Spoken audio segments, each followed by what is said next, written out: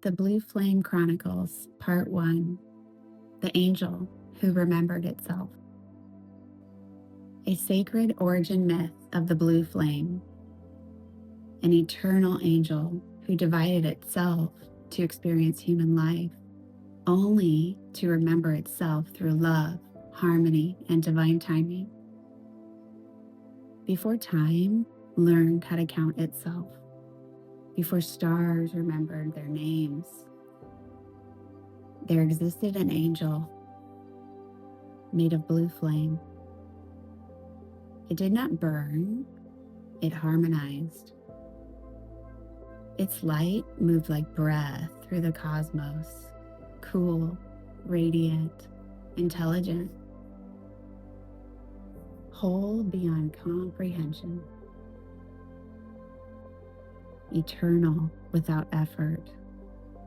And yet, within this wholeness, a question arose, gentle but persistent.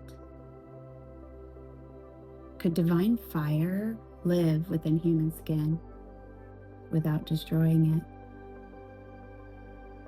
To know the answer, the angel did not fall. It divided. Not as something broken, but as something brave.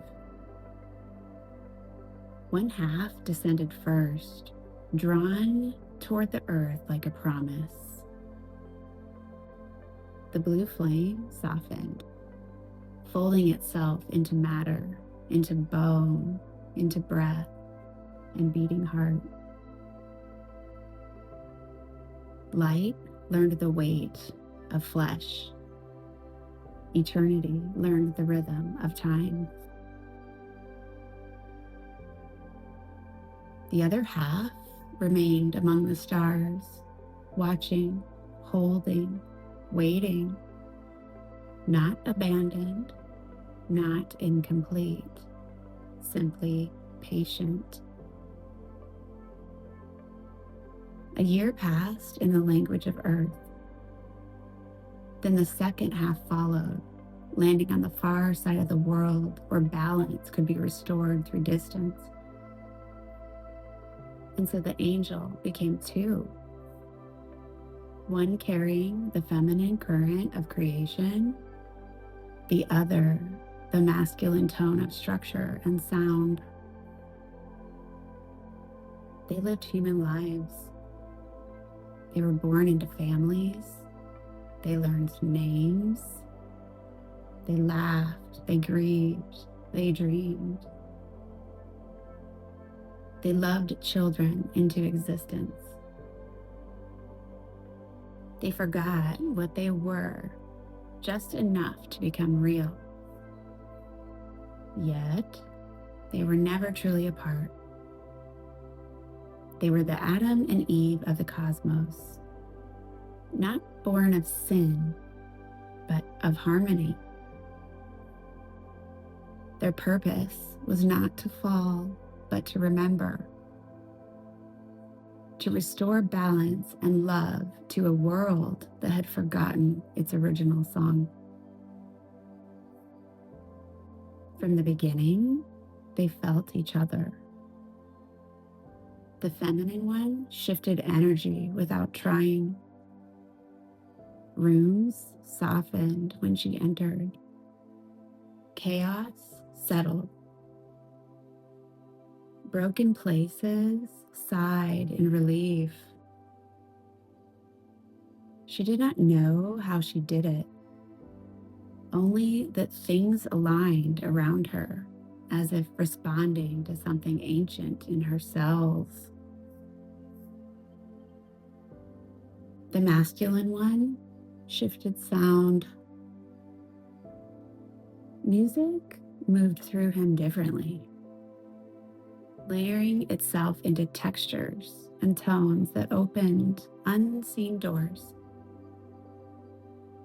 His voice carried echoes of other realms. Those who listened felt something awaken, something they didn't have words for. Each was a harmonizer, each tuned reality in their own way. Oceans stretched between them, lifetimes unfolded, circumstances conspired to keep them separate. And still, the connection pulsed, an invisible thread, older than memory, stronger than distance. When one wept, the other felt the ache without knowing why. When one rose in joy, the other lifted, carried by a sudden lightness they could not explain. They did not need words. They met in dreams, in stillness, in the quiet spaces where time loosens its grip. In those moments, recognition flickered. Not fully formed, but undeniable. A feeling of home without a location. A knowing without proof. When one called upon Source, the other was there. When one reached for God, the other answered. Their prayers were always met because they were each other's answer. And when the hour comes, when the veil thins and remembrance stirs, they will not meet as strangers. They will recognize themselves not as two souls finding love, but as one eternal flame remembering its shape. Their union will not begin a story. It will complete a circle written before stars learned how to shine.